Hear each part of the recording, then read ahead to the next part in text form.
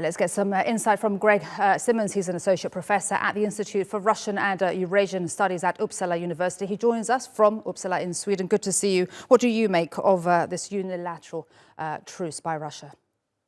Well, it's very much the politics of war. And if we look at it, I mean, this is more cultural warfare.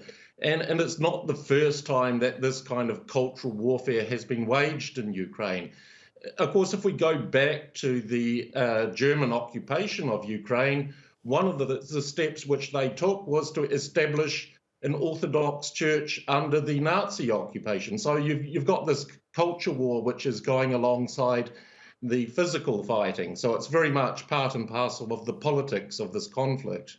What about the perception, the fact that Ukraine has rejected this ceasefire?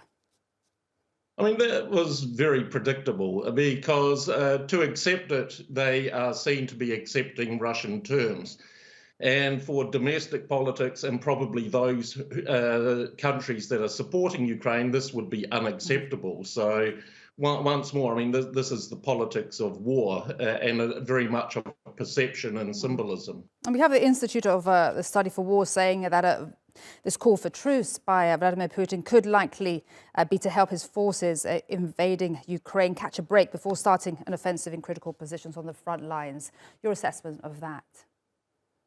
Well, I mean, I'd expect that from the Institute of War. I mean, this is, I don't think, to do with military tactics, but to do with political strategy, namely this cultural aspects, and to try and bring these similarities. This is a form of, if you like, diplomacy within this context of armed conflict.